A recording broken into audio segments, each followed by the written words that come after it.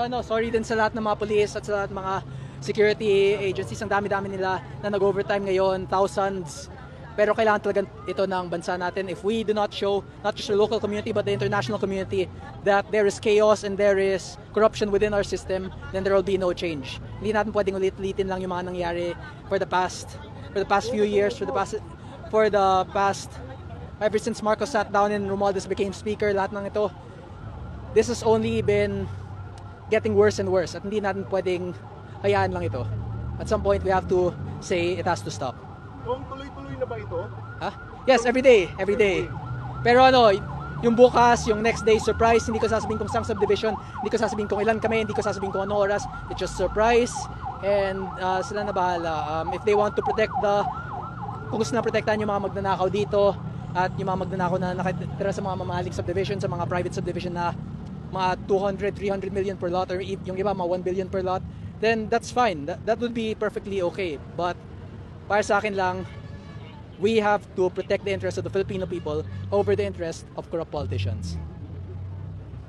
And that's why we're targeting the private homes of the corrupt instead of the public offices where they steal the money from. Kasi doon ninakaw lang na yung pera, pero dito na dinadala. Intindihan, teka lang, bakit nasa? Kasi dito yung mga magnanakaw, ito yung na-implicate na bahay ni Romualdez, ni Zaldico.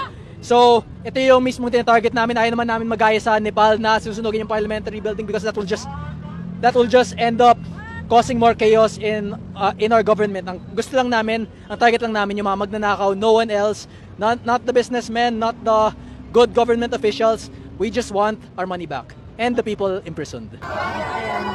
May dumating ng pulis.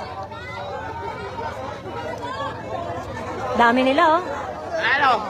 Hindi ko okay na high blood din. Na-high blood na doon. Nakapagsagutan. Kita mo ng konti nga.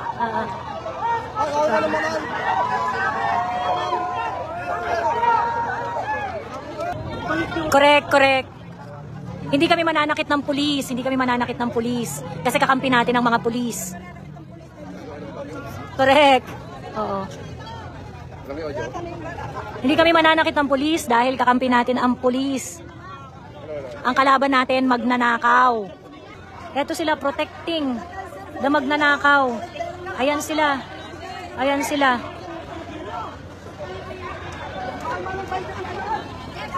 Hi, hello.